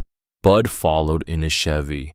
Delphine and Toby stayed at the station because somebody had to keep it open, because Walter would not have closed the station for a court date, and because Margaret was not going to be the one who closed it now. Eleanor did not talk much on the drive. She had said everything she needed to say the night before. She had walked Margaret through the documents 3 times. She had explained the chain of title, the separate property doctrine, the standard of proof Vivian's team would need to meet, the standard they would not meet. She had been a lawyer for 31 years. She had not lost a case like this. But Eleanor did say one thing as they came over the last ridge before the county seat. "Margaret." "Yes." "Whatever happens in there, you walk out of that room with your head up. Do you understand?" "I understand." "You do not let her see you flinch." "I won't." "And if your husband is in there, you do not look at him as if he can hurt you. He cannot hurt you anymore. He had 33 years to do that. He used them. He's empty now." "All right. You are not." Margaret looked at her. "You are not empty, Margaret. That woman wants you to believe you are. You are not." The courthouse parking lot was half full. Eleanor parked in a visitor spot. Bud parked beside her. They got out together. Margaret straightened her blouse, tucked her hair behind her ears, took the folder, walked up the steps. The hearing was in courtroom 3. Margaret had been in courtroom 1 for her divorce. Courtroom 1 had been bigger, cleaner. The judge in courtroom 1 had sounded like he was speaking from inside a tin can. Courtroom 3 was smaller, older. The pews creaked, the fluorescent lights buzzed. There was no microphone. Howard was already there. He was sitting in the front row. He was alone. Margaret stopped at the back of the room. Eleanor put a hand on her elbow. "Margaret, I see him. Where is Vivian?" "I don't know." Bud leaned over. "Maggie, look at him." Margaret looked. Howard was sitting very still. His back was straight. His hands were folded on his knee. He was wearing a charcoal suit, the same charcoal suit he had worn to her father's funeral 12 years ago. She knew because she remembered the lapel. There was a thread coming loose on the left lapel. She had meant to fix it. She had never fixed it. He was wearing it today. He looked old. He looked tired. He looked like a man who had not slept and did not particularly want to be there. Vivian was not in the room. Felton was at the plaintiff's table. Charcoal suit, same one, same wristwatch. He was on his phone the way he had been on his phone in courtroom 1 9 weeks ago. He did not look up when Margaret walked past. Eleanor and Margaret took the defense table. Bud sat in the second pew, took off his cap, set it on the bench beside him. Margaret did not look at Howard. She did not have to. She could feel him not looking at her. The judge came in. Everyone stood. The judge sat down. Everyone sat. "This is the matter of Caldwell versus Hayes. Motion to reopen settlement. Are counsel ready?" "Plaintiff is ready, Your Honor," Felton said. "Defense is ready, Your Honor," Eleanor said. "Plaintiff, proceed." Felton stood up, adjusted his tie, cleared his throat. He began to speak. Margaret did not listen to Felton's words. She watched Howard. Howard was still sitting very still. His hands were no longer folded on his knee. They were gripping the edge of the pew, white-knuckled, the way a man grips a pew when he is afraid he might stand up before he means to. Felton talked about the highway expansion. He talked about appraisal valuation. He talked about fraud and disclosure. He talked about equitable distribution. Eleanor listened with her pen on her legal pad and did not write anything down. After 11 minutes, Felton sat down. The judge looked at Eleanor. "Defense!" Eleanor stood up. She walked to the center of the room. She had the deed in one hand and Walter's will in the other. "Your Honor, this is a brief matter. The property at issue is documented as separate non-marital property of the defendant. It was inherited by Margaret Hayes from her father Walter Hayes in 2012, 8 years prior to any divorce proceeding. The chain of title is unbroken. The property has never been jointly held. It has never been improved by marital funds. It has never been, Your Honor." The voice came from the front row. "Howard." Howard had stood up. The judge looked at him. Felton looked at him. Everyone in the room looked at him. Howard was on his feet in his old charcoal suit with the loose thread on the left lapel, and his face was the color of paper, and his hands were no longer gripping the pew because the pew had let go of him. "Your Honor, I would like to withdraw the motion," Felton said. Howard did not turn. "I would like to withdraw the motion, effective immediately, with prejudice. I will pay all court costs. I will pay the defendant's legal fees. I will sign whatever waiver is necessary." The judge looked at Felton. Felton looked at Howard. Felton said, "Mr. Caldwell, are you sure?" "I'm sure." "This is highly irregular." "I am aware of that." The judge took a long breath. He set his pen down. He looked at Howard for a long time. Then he looked at Eleanor. Eleanor did not move. The judge said, "Motion is withdrawn, with prejudice. The matter is closed." The gavel came down. Margaret did not breathe. Howard sat back down. He did not look at her. He pressed the heels of his hands against his eyes. For 10 seconds, the courtroom was silent. Then Felton stood up and walked out without speaking. The fluorescent lights buzzed. Somebody coughed in the back of the room. A clerk shuffled papers. The judge stood. Everyone stood. The judge walked out. Eleanor turned to Margaret. She did not smile. She just nodded. Once, the way a woman nods when something has been done that needed to be done. Margaret nodded back. She picked up her folder. She picked up her purse. She walked out of the row. Bud was waiting in the aisle. He did not say anything. He just put his hand on the small of her back, walked her out of the room. In the hallway, the sun was coming through the tall windows in long bars of light. The marble floor was cold. Margaret's heels echoed. She got to the front steps of the courthouse before she had to stop. She stopped on the second to last step, held the railing, looked at the parking lot. In the parking lot, Vivian was waiting. She was standing next to Howard's Range Rover, arms crossed. The auburn hair was not as tight today. The white blouse was wrinkled at the collar. The sunglasses were on, but they were not enough to hide what was on her face. Howard came out behind Margaret. Eleanor and Bud stayed back. Eleanor caught Margaret's eye and lifted her chin. Margaret understood. This part she had to do alone. Howard came to the step beside her. He did not touch her. He held out an envelope, a manila envelope, old, soft at the corners, the kind a man kept in a drawer for 20 years. Margaret, she took it. "I had this in a file cabinet at the office. I have kept it there for 2 decades. I never had the courage to give it to you. I should have given it to you a long time ago." She did not open it. She did not need to. She knew what it was. "The mortgage," she said. "Yes." "Walter, yes." 2004, $85,000. He paid it off himself. Over 7 years, I paid him back. He would not take interest. He would not let me thank him. He would not let me write a check directly. He made me bring the money up to the station twice a year in cash in envelopes. He counted it in front of me. He said one thing to me every time. "What?" He said, "Take care of my daughter." Margaret's hand was over her mouth. "He died before I had paid him back in full.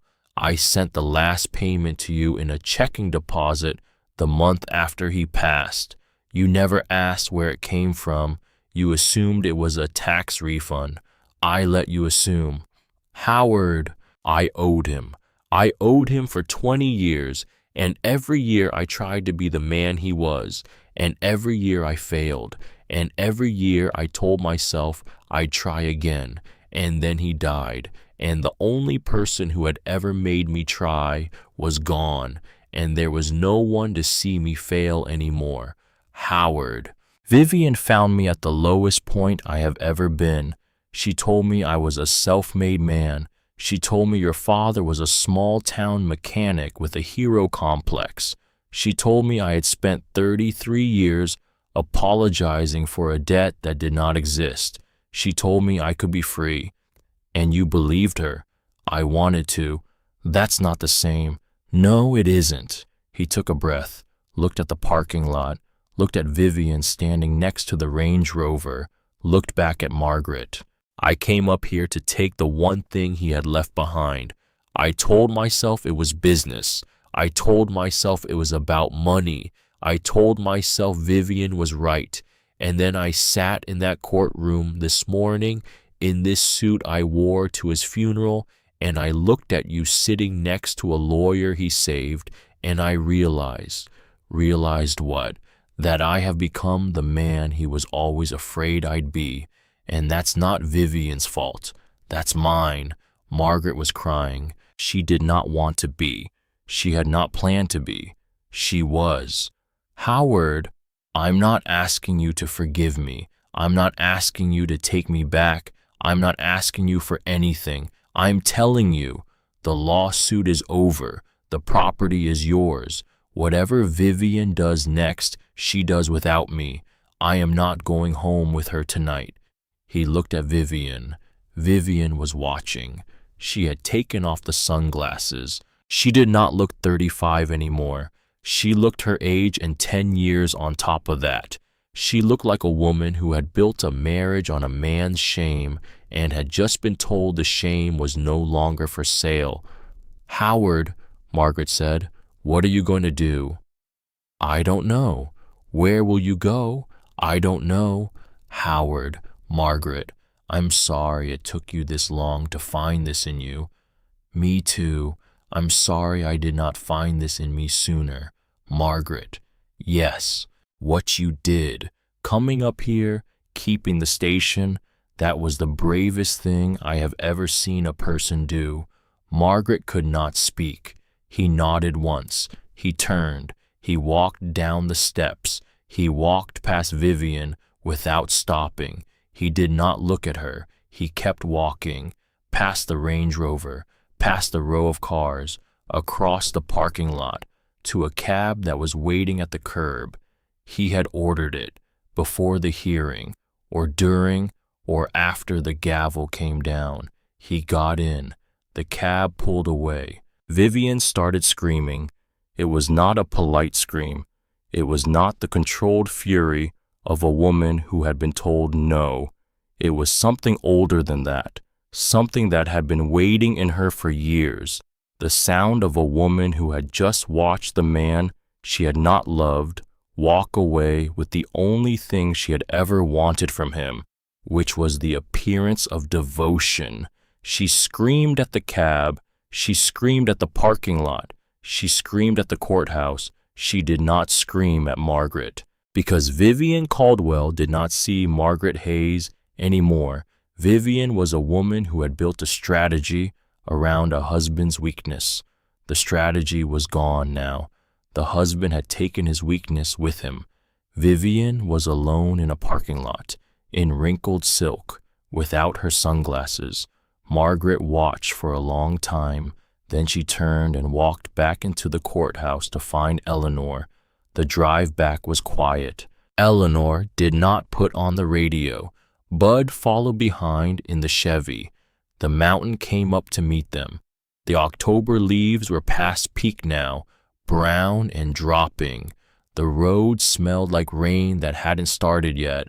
Margaret held the manila envelope in her lap. She did not open it. She knew what was inside.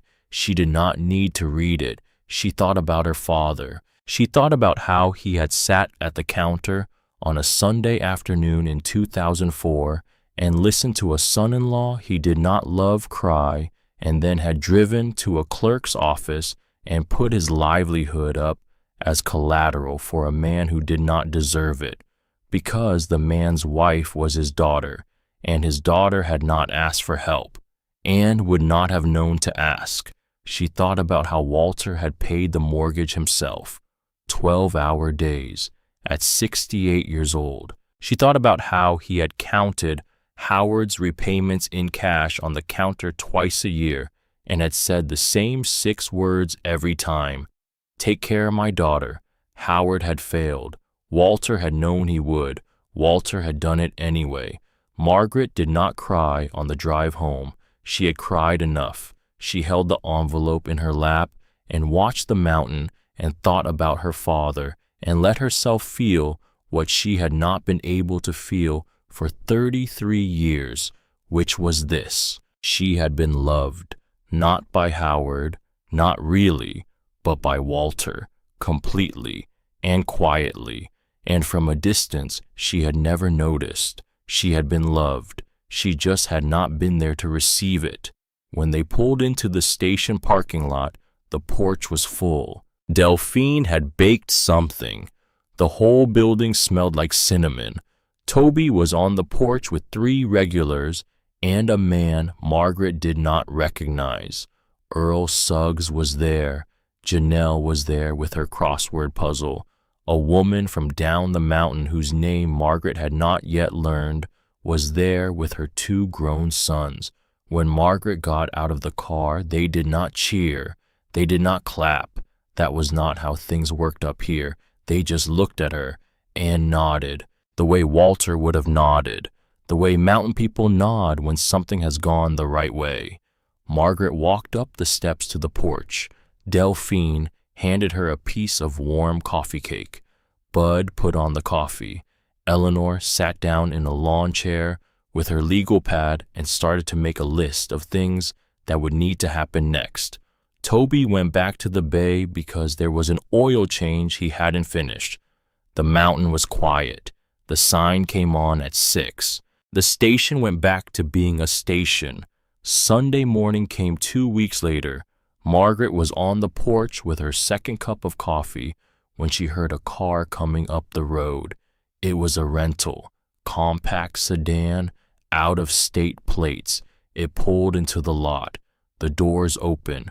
A woman in a blue cardigan got out of the driver's side. A boy 9 years old climbed out of the back, wearing a Nationals cap. A girl 6 years old climbed out behind him, carrying a stuffed rabbit. Margaret set down her coffee. Merritt was crying before she got to the bottom step. The kids did not know what to do.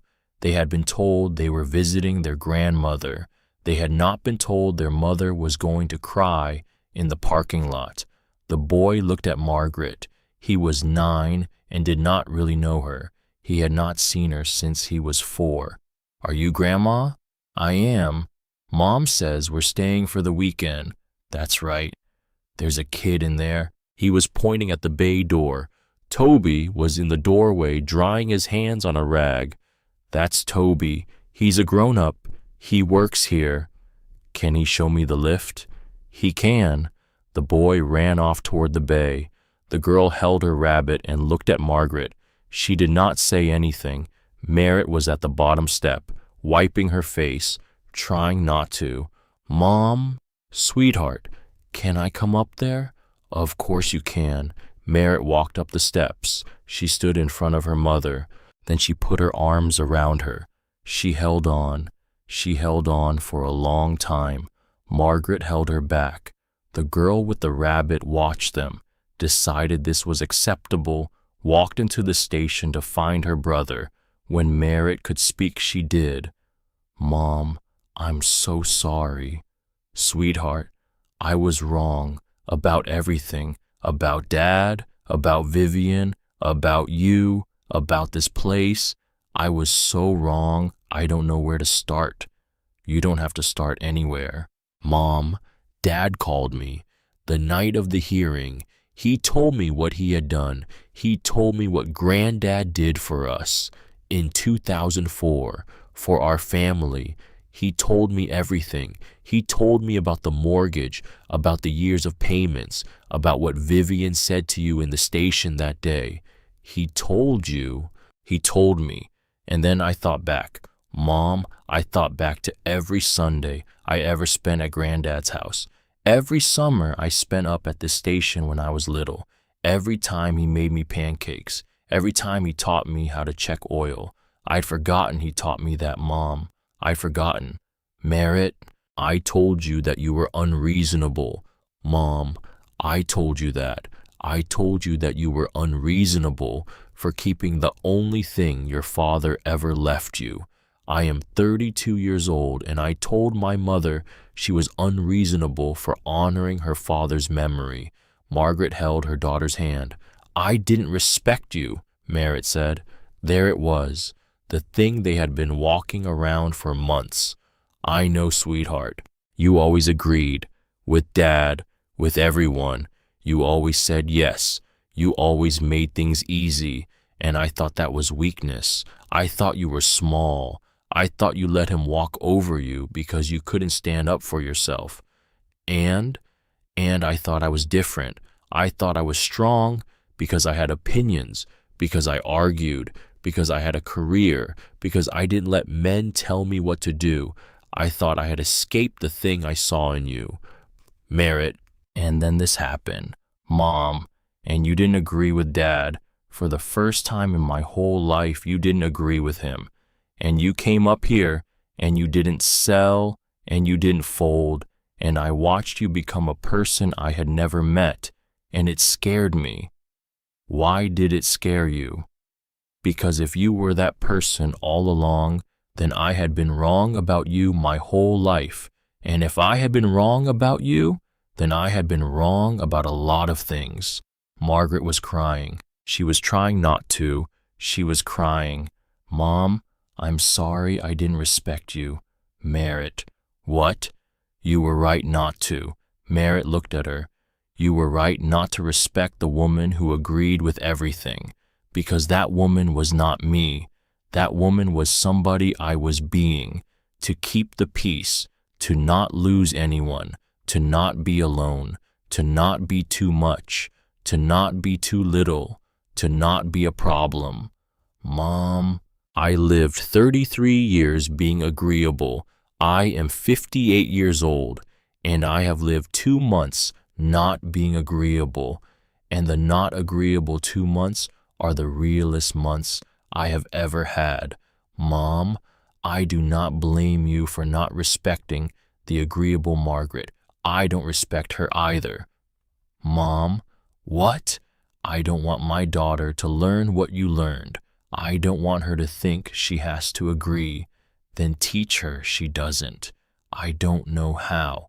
You're learning. You're here. That's the start. Merritt cried into her mother's shoulder. In the bay, Toby was lifting the boy up to see the lift. The girl was sitting on a milk crate watching them. The boy was asking questions. Toby was answering every one of them. When Merritt could stand up, Margaret wiped her face and walked her into the bay. The boy was pointing at the pegboard. Toby was telling him what each tool was for. The girl had abandoned her rabbit on the milk crate and was holding a flashlight. Margaret stopped in the doorway.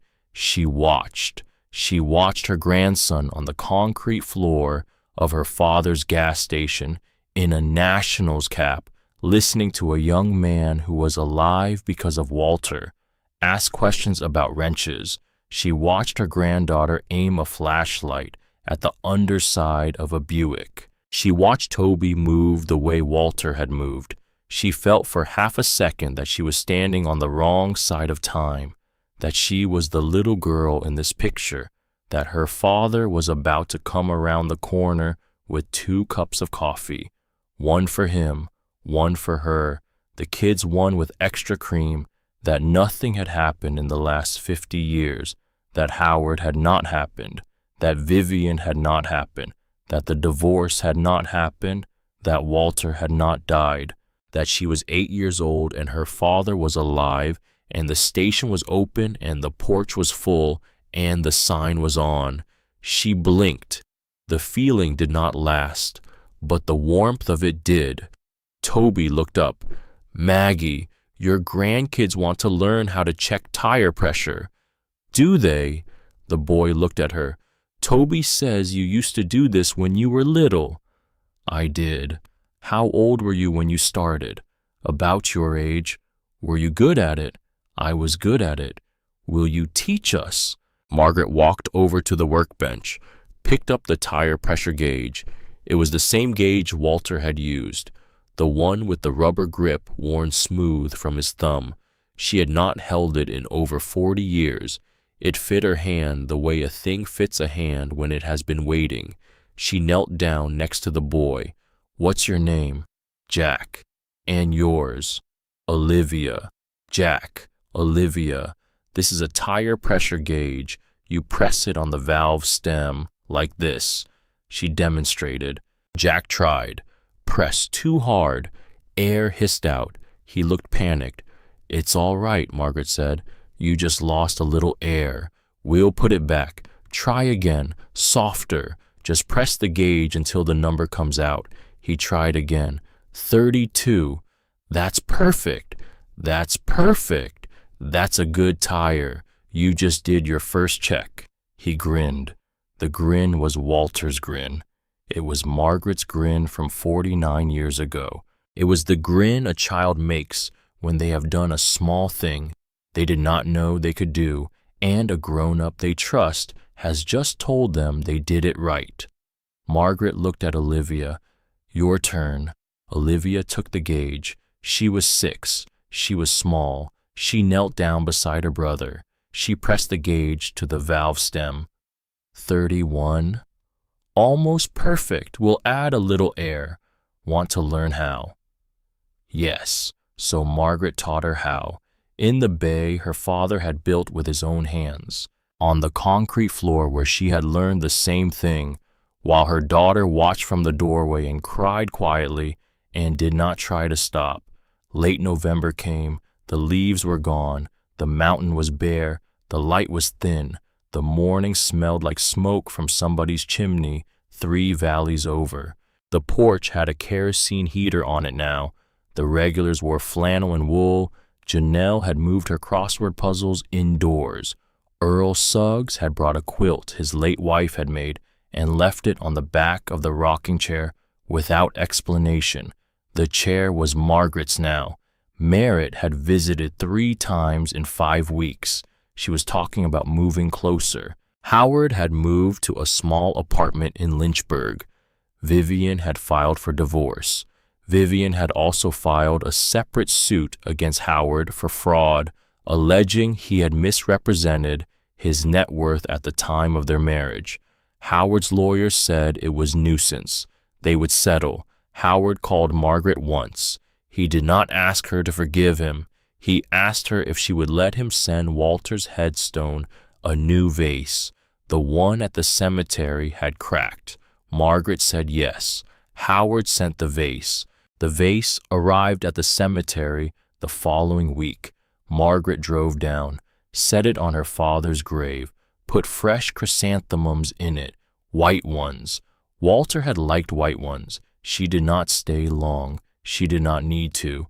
She drove back to the station the same afternoon and got there in time to ring up a man who had come to buy a quart of antifreeze.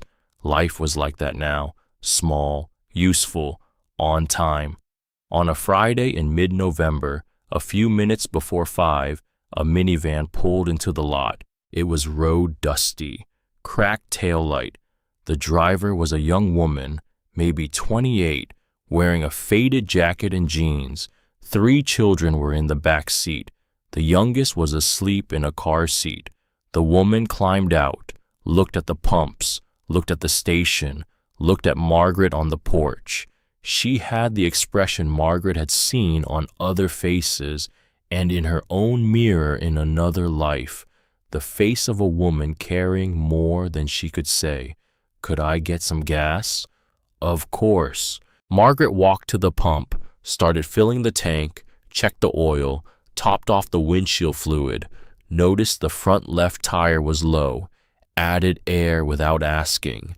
When the pump clicked off, the woman opened her purse. Margaret saw her fingers move through receipts and loose change, the quick motion of a woman counting what she had, hoping it was enough. "Pay it next time you're through," Margaret said. The woman looked up. "What?" "Next time you drive through, you can pay then. I can't just—" "Sure you can. Ma'am, I'll be here." The woman stared at her. Her eyes filled. She pressed her lips together, tight. Why? Margaret smiled. Because my father used to say the same thing. The woman could not speak. She nodded. She got in her minivan. She drove away. Margaret watched the minivan disappear around the curve. She stood by the pump for a long time after the tail lights were gone. Then she went back inside. It was dusk. Toby had already locked the bay. Bud's firewood was stacked along the wall, enough for another week. The coffee pot was off. The checkerboard on the porch railing was set up for tomorrow's game. Margaret turned off the lights one by one. The front room, the stock room, the counter lamp. She picked up Walter's reading glasses, cleaned them with the hem of her shirt, set them back beside the crossword. The crossword was finished now. 28 across, 4 letters.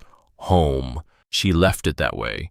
She walked to the front door, stopped, turned around, looked at the room she had walked into 9 weeks ago, terrified, broke with a cardboard box and a rusted truck, and nothing left. The room was clean now. The counter was clean, the shelves were stocked, the cash register had $246 in the drawer. The journal was back in the wall behind the panel. The lockbox was back beside it. 8 new letters had been added to the bundle. From Toby's grandmother's family in Boone, finally informed, who had paid for the surgery. From Delphine's adoptive parents, retired and quietly grateful. From 2 more strangers who had heard about the station and wanted to write down what Walter had done for them years ago. The bundle was getting bigger. Margaret was starting a second one. She walked outside, locked the door behind her with the key her father had turned 10,000 times before her.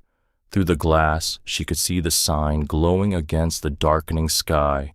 Faded, hand-painted, lit. Haze, gas, and service. She climbed into the truck. The Ford, 2006, cracked dashboard, passenger door that stuck. The truck Howard had bought for a landscaper who had quit after 2 weeks.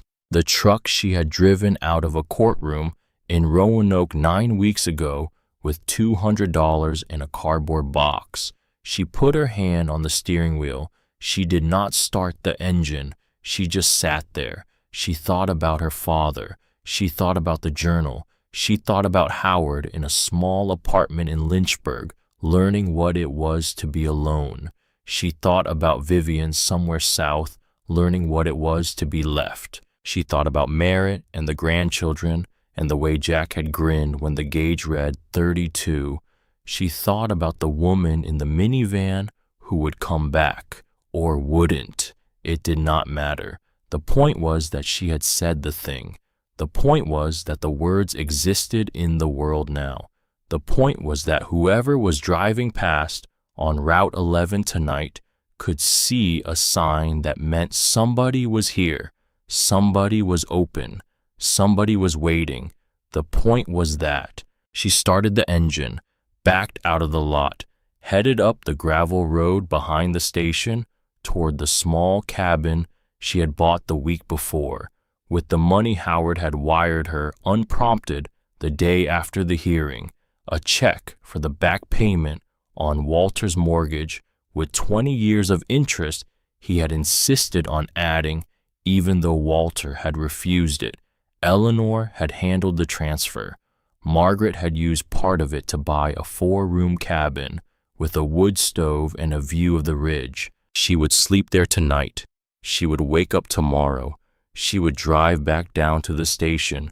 She would unlock the door. She would put the coffee on. She would turn on the sign. 58 years old, married for 33 years to a man who had not seen her, divorced for 2 months from a marriage that had been over for 2 decades, sole owner of a gas station her ex-husband's lawyers had called a teardown.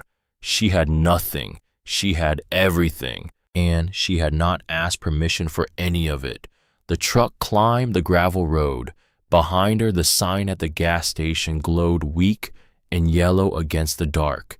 It would still be on when she came back in the morning. It would still be on every morning after, because that was the deal her father had made 46 years ago when he hung that sign on this building on this road.